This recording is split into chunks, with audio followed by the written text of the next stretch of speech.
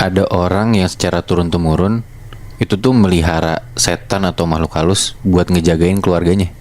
Nah, tapi ada juga orang yang melihara setan itu tuh buat kepentingan dirinya sendiri. Iya sih, gue percaya sama hal-hal kayak gituan, Muy. Kenapa gue percaya?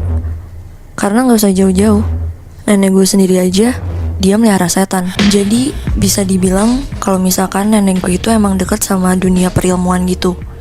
Dan bahkan nenek gue juga emang punya pegangan makhluk yang emang untuk ngejagain nenek gue, keluarganya, dan bahkan dia juga emang ngepelihara makhluknya itu di rumahnya. Oh, oke.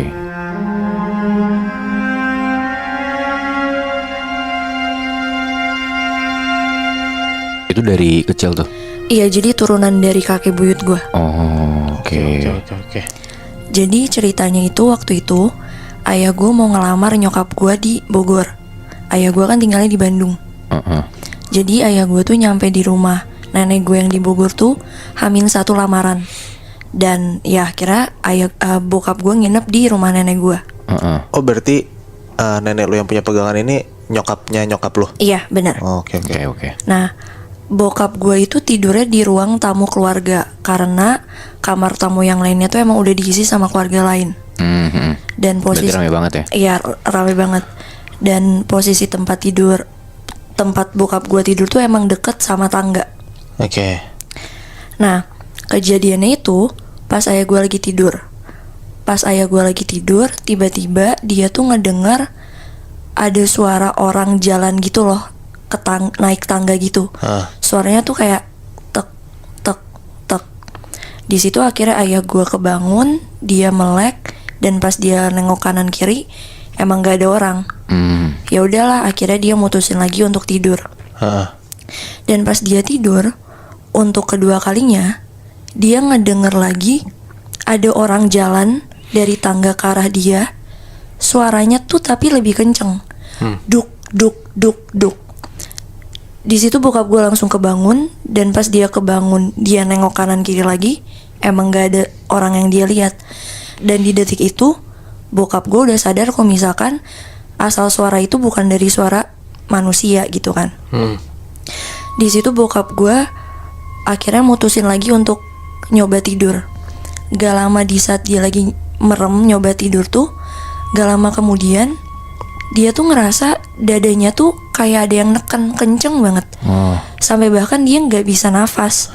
Sampai saking itu dadanya ketekan kenceng banget, bokap gue tuh kayak melekin matanya, ngebuka matanya, dan bener aja yang dia lihat di atas badan dia tuh ada sosok tinggi, besar, hitam, sambil ngeliatin dia sambil melotot gitu. Bola matanya tuh gede banget. Anjrit. Dan di saat bokap gue lagi diliatin sama sosok itu, dengan yang bersamaan juga mulut bokap gue tuh ditutupin gitu loh pakai tangan. Fuck. Di situ bokap gue sama sekali nggak bisa teriak, gerak pun nggak bisa, dan sebadan-badan bokap gue pun keringetan. Kayak ditindihin berarti gitu ya? Bukan ditindihin sih, kayak Ditekan ditekan banget. dada lu pakai tangan gitulah. Malam itu udah lewat. Kebesokan harinya akhirnya bokap gue ceritalah tentang kejadian yang malam itu bokap gue alamin ke nenek gue sama nyokap gue. Dia ngomong, iya semalam saya ngerasa dada saya tuh sakit banget, ditekan, dan emang saya tuh ngeliat sosok yang neken dada saya tuh siapa. Intinya dia cerita detail tentang kejadian dia alamin malam itu, dan jawaban nenek gue cuman, mungkin itu perasaan kamu aja kali. Nggak dikasih tahu yang sebenarnya? Enggak, jadi nenek gue cuman jawab bokap gue gitu doang. Oke. Gak lama mereka bertiga ngobrol, akhirnya tuh nyokap gue nyamperin nenek gue untuk ngobrol berdua. Di situ tuh sebenarnya nyokap gue udah tahu bokap gue digangguin tuh. Nyokap gue tahu kenapa, karena kan nyokap gue tahu kalau misalkan nenek gue punya pegangan kan. Oke. Berarti itu udah kayak keluarga lu, mesti udah biasa aja. Iya, udah lumayan biasa lah. Nah di situ nyokap gue ngedatengin nenek gue dan nanya, "Mah, itu si abang kenapa bisa kayak gitu?" Si abang nih si bokap lu? Iya, maksudnya? nyokap gue manggil bokap gue abang kan. Oke. Di situ nenek gue cuman bilang, Windy itu nama nyokap gue.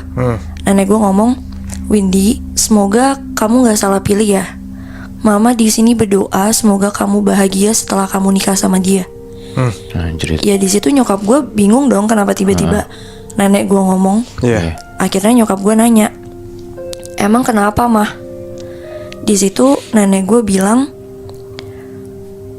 kenapa dia semalam dapet ngerasain hal kayak gitu, kenapa dia dapet gangguan tuh? Karena dia emang digangguin sama pegangan mama. Kenapa? Karena abang itu kelihatan tujuannya untuk nikah sama kamu tuh nggak baik.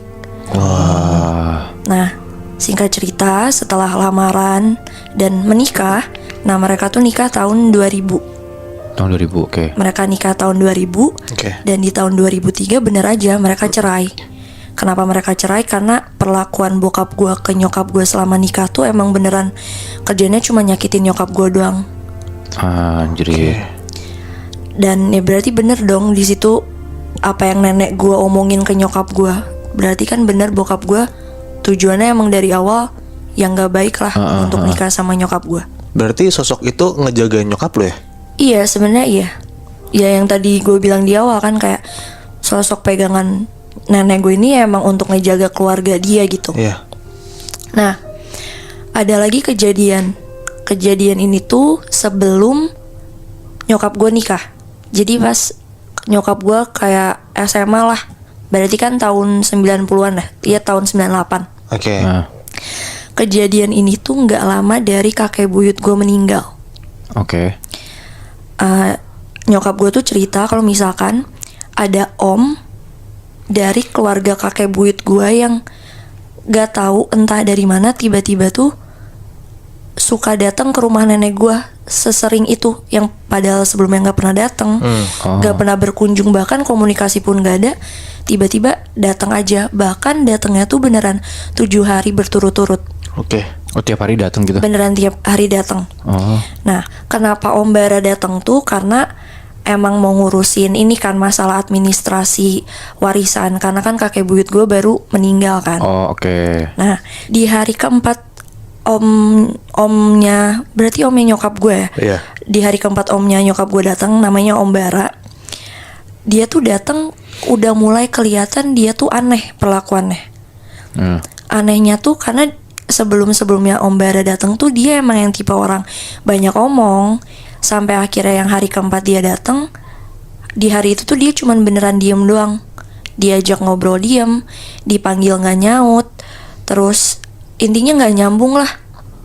Di situ nenek gue ngomong, Bara, tiba-tiba, Bara kamu teh kenapa diem mulu dari tadi? Di situ Bara ngomong, hah, iya teh nggak kenapa-napa kok. Ya udah dong, akhirnya obrolan lanjut, tapi tiba-tiba Bara tuh hari itu tuh cuman bentar doang, kayak nggak nyampe sejam, ya kurang lebih 30 menitan doang lah. Di saat dia jalan keluar dari rumah nenek gue, dia tuh kayak orang kebingungan gitu loh, Bimuy. Dari mukanya kebingungan, dari gestur tubuhnya juga kebingungan gitu. Tiba-tiba pas dia lagi jalan, pas banget depan rumah nenek gue, Om Bara tuh muntah. Nggak tahu kenapa tapi tiba-tiba muntah. Belum keluar dari rumahnya kan? Belum, jadi kayak baru keluar dari, ya lagi di teras rumah lah. Tiba-tiba muntah. Nggak tahu kenapa itu. Iya. Di hari keesokannya setelah kejadian yang kemarin Om Bara alamin, Om Bara masih tetap ke rumah nenek gue nih. Oke. Dengan ya tetap dengan tujuan awal dia yang bilang mau ngomongin tentang urusan warisan. Iya. Tapi ada satu hal yang ngebuat nenek gue tuh ke distract. Nenek gue tuh ngelihat di tangannya Om Bara tuh biru-biru, beneran kayak lebam-lebam gitu loh, Muibi. Nah di situ nenek gue nanya, Bara, tangan kamu teh itu kenapa biru-biru lebam? Di situ Om Bara ngomong, nggak tahu teh, tiba-tiba aja tadi pas bangun tidur udah kayak gini. Nah di situ nenek gue udah notice ada hal yang aneh. Akhirnya nenek gue langsung nanya ke Om Bara, Bara coba kamu jujur sama teteh, kamu kesini beneran tujuannya buat ngurus masalah warisan atau kamu punya tujuan lain yang emang buruk? Di situ Om Bara ngedengar pertanyaan nenek gue, sempat diem bentar. Dan di situ Om Bara ngomong, enggak kok teh, emang Bara kesini cuman buat ngurusin warisan doang. Akhirnya mereka ngobrol, tapi dipikir-pikir juga, apa yang diomongin sama Om Bara tuh kayak nggak ada poinnya gitu loh. ngomongnya tuh nggak ada intinya, nggak ada Muter-muter doang gitu. muter-muter ke kanan kiri. Itu sih kata nyokap gue ya. Nenek gue memastikan lagi dong. Akhirnya nanya lah untuk kedua kalinya, baru coba jujur sama teteh, kamu tujuan kesini tuh ada apa sih? Beneran kayak emang beneran cuma mau ngurusin masalah warisan doang? Di situ Om Bara diem ngeliat nenek gue sambil kayak, lu tau gak sih gestur orang ngerasa bersalah gitu. Di situ Om Bara ngomong, maaf teh, saya mah cuma disuruh doang. Disuruh gimana? Nah, Disuruh. di situ nenek gue juga bingung dong. Nenek gue langsung ngomong, disuruh siapa? Disuruh apa? Om Bara nggak ngejawab pertanyaan nenek gue, nggak berani ngeliat nenek gue. Dia langsung permisi pergi dari rumah nenek gue Bah. tanpa basa-basi. Hah. Dia bener langsung pergi. Nah, itu kan kejadiannya sore tuh. Malamnya itu, pas nenek gue lagi kayak beres-beres di meja makan, salah satu adenya yang paling kecil tuh nyamperin nenek gue. Tiba-tiba ngomong ke nenek gue, teh, itu si Bara kenapa? Teteh kirimin deh. Terus nenek gue cuma nengok, diem doang. Sampai akhirnya adenya ngomong lagi. Dan karena emang adenya bisa, maksudnya adenya juga emang sensitif kan akan masalah yang gaib-gaib gitu. Bisa ngerasa juga. Iya.